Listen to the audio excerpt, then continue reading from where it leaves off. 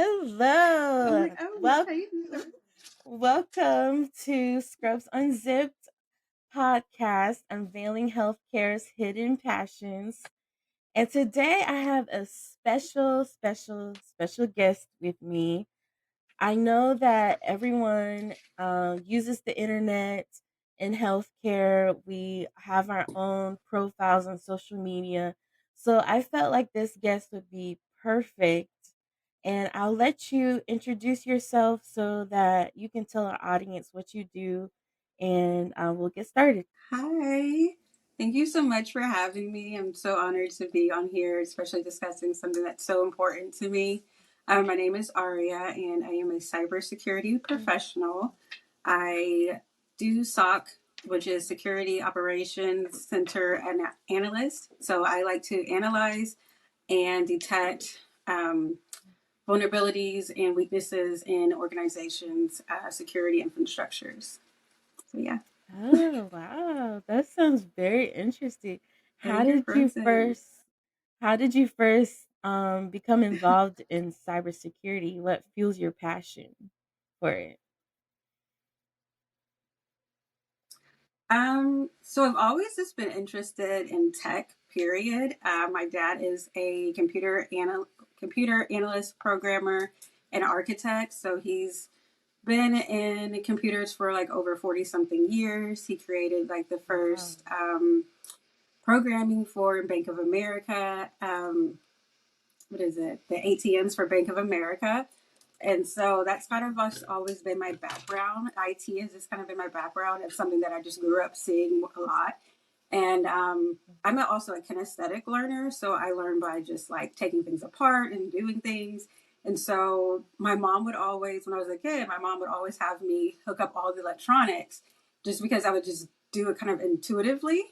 And so I just took up electronics and I just had so much fun, like taking things apart, even like the vacuum or something and fixing it. And I never had any training on it. So before I wanted to go into like hardware, Mhm. but then my mom was just kind of more telling me about the cyber side of things. And because I like to do a lot of research, I like to analyze, I like to get to the bottom of things. She thought that would be a great place for me to study. And that really is. There's like so much to learn. It's never ending as far as like the education. There's just always something new to learn and to sharpen like your skills. And so that's something that I feel like I can continue to like, it'll hold my interest for a very long time. Because I tend to get bored. So cybersecurity is very, there's a lot of steps and it's very tedious. So it's a great place for me to like dive in and then just explore and dissect a lot of things. And it's encouraged for me to analyze because people don't really like me to analyze them so much. So it's a healthy place for So me you to analyze analyze. So yeah. so you analyze the software instead of people. I get you. I got it. So what are the common Yeah. misconceptions? It's like a healthy way for me to go down the rabbit hole. I'm sorry. It's okay. What are the common There's like a delay. misconceptions? I know this. I gotta work on that. So, what are the common misconceptions you noticed people have about Social Security, particularly in the healthcare sector? I think just overall in general, people assume that cybersecurity is specifically like hacking and like fighting cyber crimes. And I think that's what people think of, like the person in the dark basement on the computer all alone, like digging and searching and like, controlling different things like remotely. But a lot of it is just a lot of it is risk. There's a lot of cyber laws and security laws, and I think that people really aren't as aware of like the legal side of things, and so just of like being in compliance in the healthcare sector and like managing people's private data, like all of that is part of cybersecurity and how you store like patient data, like whether it's on the cloud or whether it's off site or on a warm site. How you store it is all still part of cybersecurity because it is still using like electronics. So yeah. Hmm. So, from from a cyber criminal's perspective, why might patient data be considered so valuable? So user data or just patient data. So there's two parts. So as a healthcare worker, your information is valuable, and then from like a patient standpoint, that information is valuable as well. So are you speaking more from like a healthcare professional or the patient data? Do both. Okay. So for a healthcare professional, like it's very important to protect themselves because a lot of cyber crimes is to get like user or healthcare professional credentials, like login information, passwords, so that way they can get to personal data as far as like patient data, health records, things like that. A lot of it's like the date of birth, social security numbers. That's really what cyber criminals are after. So if they can get it through a through a healthcare professional, they'll go that way and they can get a lot of information. It's probably a little bit easier for them to go through a healthcare professional and getting their credentials, their login credentials, than it is for them to just break in and get all the data, patient data. So a Mm, lot of attacks can be prevented by the users. So like employee training, user training, and I say user, but I'll say healthcare professional training. A lot of things can be prevented. A lot of cyber crimes mm, just by making sure healthcare professionals are aware of the risk and how they can just easily mitigate some of those risks just by not clicking on certain emails, not posting a lot of things online, um, just making sure they're always using like a secure site like VPNs, which is a virtual private network, using something like that while they're on their phone, while they're browsing, prevent cyber attacks, especially while they're at work. So mm. it blocks cyber criminals from infiltrating the network. But the healthcare professionals are using when they're on their tablet or whether they're on their phones. There's a long answer. Wow. That is such an in-depth answer because we use our phones all the time, and in the hospital we have like specific hospital phones, hospital devices that are supposed to Mm-hmm. be secure, more secure than our personal phones. So is there any tips you have for institutions who need to keep their data safe from cyber attacks? Yeah, so really there's a few things and it's not necessarily as expensive as I think some organizations believe it to be because like cyber security and security protocols is like there's like not a large budget for it. So Mm, just for that alone, putting more budget, investing more into their cybersecurity, like infrastructure, protocols, compliance, and a lot of it is just having somebody to monitor the network. Like, but it costs a lot of money to have somebody constantly analyzing the network and monitoring it 24/7. So sometimes organizations do not want to invest in that because it's like, well, there's not a data breach, so we don't really need anybody to monitor it. But that's the thing. It's not a matter of if there's going to be a data breach, it's a matter of when. when And so for healthcare organizations, how they can like improve their security posture is really to increase like visibility. So to have like deterrence. So like physical security controls, which would be like a deterrent security guards. That's something right there because cyber crimes is not just on the network, it's also people coming in to impersonate someone else, like a third party vendor, mm, just so they can get access to the actual on site network as well. So they can impersonate themselves. So if they're just able to walk in any hospital, they can impersonate like I said, a vendor. It's like say like, oh, I'm from I don't know Comcast, and I'm here to fix your network. And they can have a little mm, badge, and if there's no one like a physical security officer there to prevent them, then they could just walk right in.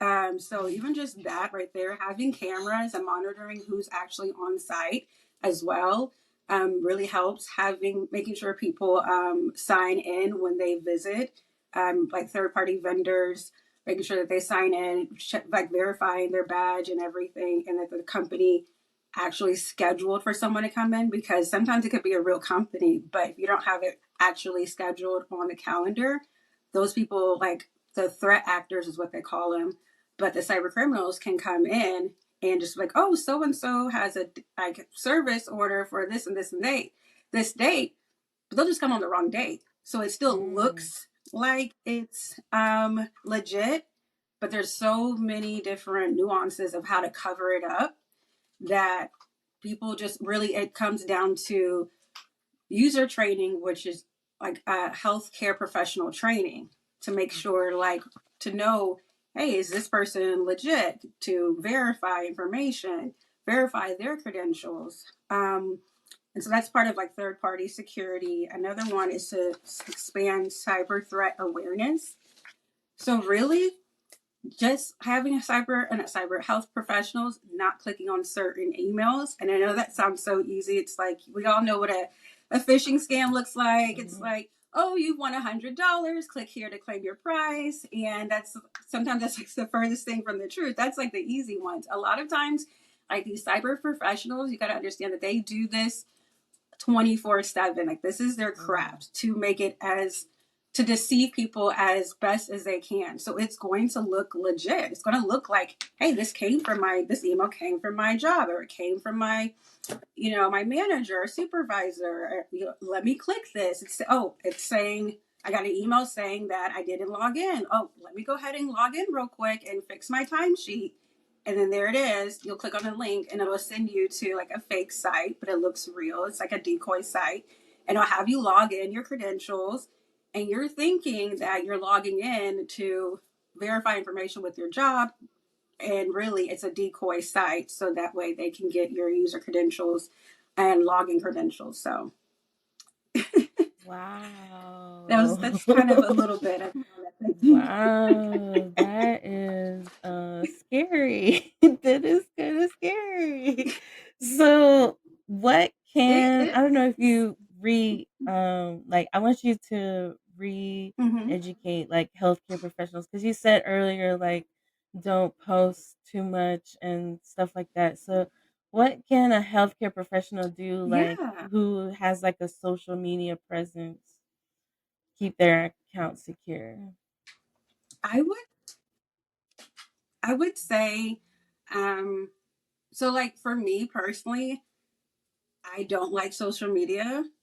I won't go as far as saying I hate social media, but there's so much risk involved in social media. Mhm. And people want to post everything, their whole entire lives. And, there people are always talking about, oh, Big Brother is watching. There's always somebody watching kind of like what you're doing behind the scenes online. I wouldn't say watching, but monitoring.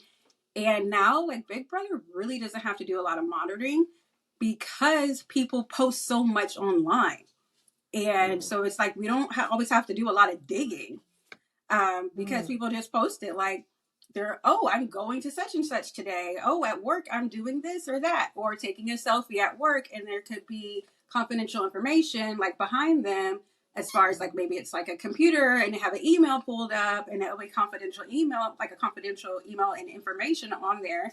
And they could take a selfie, and then that information is now posted online just like that. And so for wow. somebody who is looking to create like looking for cyber crimes, they're going to analyze the background of the pictures that people are posting. So if they're posting at work, taking pictures, would discourage it, to be honest, because it Mm, could be something very small in the background that they're not going to think of, but to a cyber criminal, that's like key information.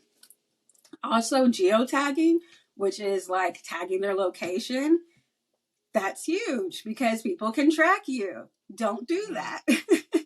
Like if mm, you want to say like you visited this restaurant, do it after you've already left, but don't do it mm, like right then and there in the middle of where you like, oh, I'm at this restaurant, I'm eating this food, so and so is with me, and then you tag your friend who that and who they're also being tagged and tagged and tagged, and so you're getting attached and associated to different people that you may not have intended for them to see your platform at all. And so geotagging, it's in all of our pictures. You can actually disable it on your cell phones if you want to, like especially with Apple. I have an iPhone, but you can disable geotagging. But geotagging has a lot of your information. It connects the coordinates of your picture. So like, wow. Yeah. So it could be like northwest something and then crossing with the east coordinates, and it shows exactly where you are. So you don't even have to have like people always watching you. You can pull up that information from a photo. A cyber criminal can in any photo. Like it's just there. The information is just hidden behind the photos. So I would just. So there's a lot to it. Like for me, this is all exciting because I get to talk about it. But there are easy ways to prevent getting hacked or just getting like someone just finding out personal information, but you just have to really increase user awareness. And I would say, like, if you're like, for me on my phone, like I don't allow locations. So something will be like, oh, I'm looking up, say something on Target, like it'll pop up, send location, share location. I press no. So I even like disable all the locations on my phone from my apps, because in the like you may be saying, okay, I want to find Chick-fil-A. So you allow Chick-fil-A, you're in the app for Chick-fil-A, you allow them to get your location, you share your location. And this is just hypothetically speaking, it's no relation to actual Chick-fil-A. But you share your location with them, and then just so you can find a Chick-fil-A that's close by, you put your phone down, and you're no longer thinking about sharing your information with them anymore. You're on to something else. You're back at work. Well, that GPS and that sharing is still going. It's still rendering in the background. So as long as you have certain applications rendering in the background, that person is always going to be susceptible to any type of cyber threat if someone wants to look that hard. Also, disabling, disabling like your Bluetooth. So there's ways that cyber criminals can like kind of hijack your tablet, your devices. So what we call is Internet of Things. So that's like internet devices. So whether it's a tablet, a smartphone, like a Fitbit, even like your Alexa, it could be any type of smart device, doorbell, ring camera kind of thing.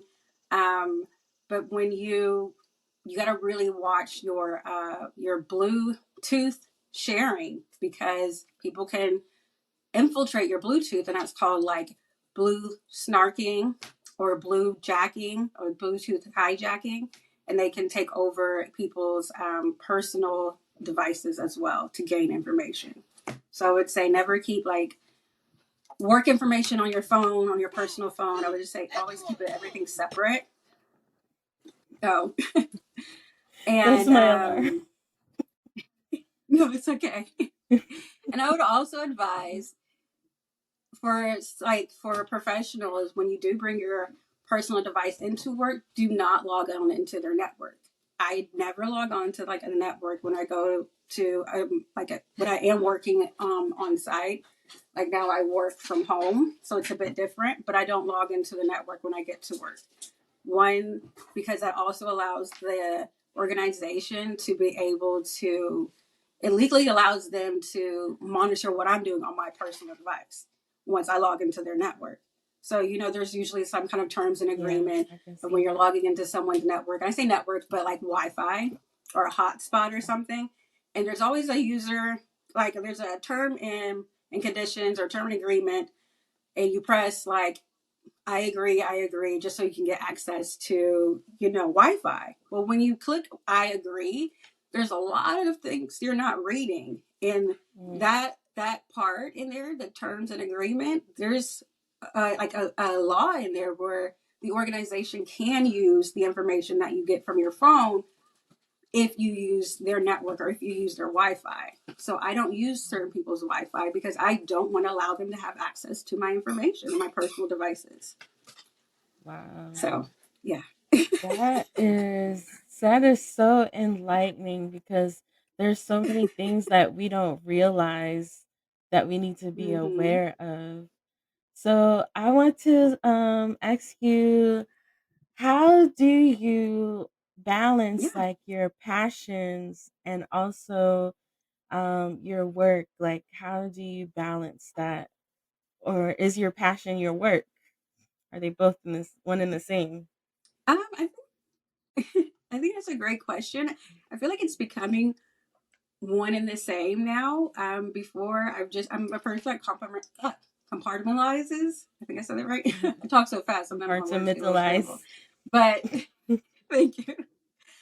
Um, so I have something here. I'll have like work here, personal here in my mind. I need to do this, like cooking, dinner, friends. I have everything separated, and a lot of times people don't necessarily know, like in my personal life, maybe they don't know so much about my cybersecurity like passions, or people in my professional life don't really know too much about my private passions. And now I'm kind of working on blending the two together, and just allowing people to see that, especially Black women, we come in all shapes and sizes and backgrounds, that you don't have to like necessarily fit the stereotype and mold of what a professional is, or what a technology professional is, cyber professional is, as far as being a Black woman and a cyber professional.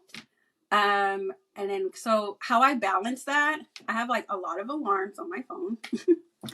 I also, and this may sound extreme, but it was what helps me. I like disable notifications. So I disable like notifications from, let's say like Instagram or Facebook or any type of social media. I don't have any notifications that pop on my phone, because I want to make sure when I am like present with friends and family, that I'm present with them. I'm not getting distracted by what's on my phone. So I'm not like, oh, somebody commented on a post I made. Let me go check that in the middle of a conversation, or in the middle of dinner or something like that. And also, I just believe in boundaries. So after a certain time, like after work, I'm done with work. I'm not bringing work back into like my personal life, and I'm going to move on from that. So I just really believe in giving yourself a cutoff time, especially if you work from home and or are salary. You have to give yourself a personal, like 9 to 5 type of schedule. And then also, what it helps is that I have a child.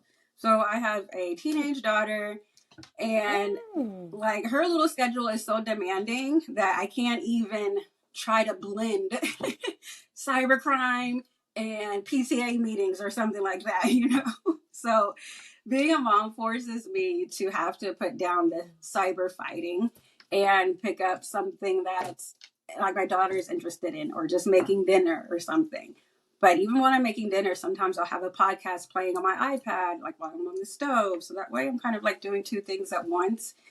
And I don't feel guilty for like not being present with my daughter because I'm cooking dinner, but I'm like low key listening to a podcast or something, Mhm. you know. But when it's dinner time, I put the devices away. I put the devices away, and I just make sure that I've like, for this time period, but it's an hour, 2 hours, 3 hours, we're gonna have some fun together. And I think also for me, it's like making sure I manage self care. I'm making time for self care, whether it's doing my nails or whether it's just lighting a candle sometimes at the end of the day, and just centering my thoughts and just seeking balance like within and spiritually as well. Okay. I know Wow. my questions are, or my answers are kind of long winded. Those are some good answers because sometimes we bring work at home, and you just saying how Mm-hmm. you disable notifications because we are constantly connected, but when we are in front of someone face to face, we're like disconnected and distracted. So that is, Mm-hmm. I will actually take up that advice because I have notifications popping up all the time. And it is Right. It could be like all distracting. the time. Hmm. It is. So, like I said before, I think we got actually recording. I was like, or maybe we were, but I was like, yeah, I don't have my phone. I have it on Do Not Disturb all the Yeah, time because I yeah. don't want to be distracted. And I would Hmm. like, I have ADHD, and I was diagnosed with that in early 2022, so early last year. And I have to really manage my focus. And so part of that is not having notifications pop up on my phone or not having calls come through that are just not important at that moment. And so I just really have to practice like focus and being intentional. And so those are some of the ways that I implement them. And I also put like I schedule kind of like I give myself about maybe like 3 hours of social media like a day, and my phone will be like, oh, you have 15 minutes left for your day. And that's telling me like, okay, I have been on my phone way too long, especially if I use that up like early in the morning or something, just scrolling and scrolling. And so Hmm. I have different things or different parameters to keep me accountable, so that way I'm not just mindlessly on social media or just spending time, just having too much idle time, I guess you could say. That is amazing. So I want to switch I never gears thought about and that. I Mm-hmm. want to switch gears and maybe make this a little fun. So, if you had to Okay. equate cybersecurity to a superhero, which one would it be and why? How do you think they would fare against Okay. So today's I was really excited cyber when I read villains? this question because I'm like, oh, okay. There's like a lag between, I know. so It's like okay. you're paused. Can you hear me? I'm paused. Okay. Can you hear Let me? me. Yeah, I can hear you. Okay. Yeah, there's like some kind of delay. So I don't mean to speak over you. It's just like a delay. But That's no, I was fine. really excited when I read this question because like I'm really into like Marvel and DC characters and stuff. So I would say cybersecurity is like the Flash. Like, are you familiar with the Okay. Flash? Yes, I know. Yeah, it's so fast. I would say even technology is like the Flash, but I feel like that's a great like representation for you to kind of apply technology to kind of like everyday instances, I guess you could say. But yeah, I would definitely say it's like the Flash. The Flash, he's like always out there fighting some kind of crime or whatever. There's always some new villain popping up, and he's using his super speed to Mm-hmm. go, you know, save people or whatever. And I feel like that's really what it is. And there's a lot of cyber monitoring and cyber crimes on the TV show The Flash. And so I feel like that's the best representation of like a superhero and cybersecurity. Wow, that is so awesome. Yeah. I like the Flash. I really do like the Flash. So you chose a good Really? Okay, I do too. superhero. Yeah. So I don't want to take up too much of your time, but you are just so interesting. Like this episode could Oh, like thank you. extend for a long period of time. But in closing, Oh my gosh. For real. I want to know what do you see Mhm. cybersecurity in healthcare in the next 10 to 15 years? So I would say it's really hard to gauge what the next 10 to 15 years is going to look like because technology is ever changing. Like whatever that regular people get access to, like when we're getting access to 5G network, well, it's been out for years. Mm, It's been out for way longer than when it was launched to the general public. So like they were mm. working on like 6G before 5G was even released. Oh And wow. like China was working on that several years ago, like before the pandemic or right around the pandemic. Everybody was freaking out about 5G. Well, what people didn't know is 6G was already being tested and being used. And so it's ever changing. So it's really hard to kind of gauge where it's going to be in that far, like in that time frame, because like I mean, what was it? It has even been 20 years since YouTube has been out, you know? Mhm. And you see how far that's gone and how that's Yeah. changed. And my daughter's asked me, she's like, did you have YouTube at this age? I'm like, girl, no, we didn't know what YouTube was. Like, we had to go on like LimeWire and like download some stuff, you Mhm. know? Yeah, I had to make like these definitely. little bootleg CDs and stuff like that. I don't think we didn't have YouTube, you know? And Napster. So yeah, that right there. And just even the internet and Google. I mean, like we've seen Google come like from our lifetime. It's when I was like a child to now. Look how far it's grown. It's taken over so much, and Android has as well. So it's really kind of hard to gauge where it's going to be that far. But I can say where things are going in terms of like towards the general public is AI. I would say like Mhm. it's really important for people to get kind of well versed in AI right now and learn more about it because it is taking over. And the thing about Mm. AI is that its intelligence, it we no longer have to teach it anything. It's learning on its own. So Mhm. AI learning is it's geared to mimic, human beings. And so it's always monitoring us. It's always like analyzing our voice inflections of how we talk to normal people or how we talk on the phone or how we converse with friends. And so it's always listening. And AI, people kind of think of like AI as a robot, but AI is Siri, AI is Alexa, AI is Hey Google, and I actually have all of those devices back here. But that is what AI is. you know, when you talk to your remote control and you're looking for like a show or something, that's AI.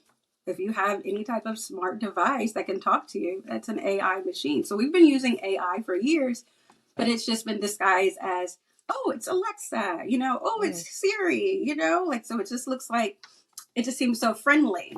But no, they're always listening and they are constantly developing to become more and more and more like us. So I would say that's going to be like the next, I say tech revolution, I guess you could say, um, would be the AI.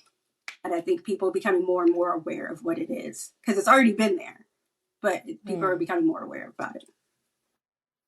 Wow. Yeah, because I don't have all of those AI assistants, but I definitely use AI Mm-hmm. in my business, and it's just like it helps so much. Like they're helping you, but Yes. you have to have like a sort of boundary to just like tell it to stop. And even I don't know if you've seen that I movie Megan with haven't seen that one. My the daughter. robot Mm-hmm. girl, but she I don't want to give it away, but it's just like wow. Right. So Yeah. thank you, Ariah, for taking the time to share your knowledge and your passions with my audience. Is there anything you want to leave the audience with? Um, that's a good question. I would just say in anything that you do in any profession that you are and who's ever watching this, to just stay true to yourself, um, and be consistent. Consistency outweighs people with more experience and smart, their own, like people who are very knowledgeable. If you're consistent, that and you're loyal and you're dedicated, that will take you a lot further than sometimes education will or just knowing the right people will. I think just staying true to yourself and allowing the right opportunities to come to you versus going outside of yourself and chasing things. Just allow things to come to you. Yeah. Wow. That is so amazing. Oh my gosh, we're gonna be like friends Oh, thank after this. you. I hope So- so. I love making friends. Friends are awesome. So thank you so much. Yes. And this concludes the episode of Scrubs Unzipped, Unveiling Healthcare's Hidden Passions, where we unzip the story behind the scrubs. Thank you and tune in next time. See you later. Bye. Thank you.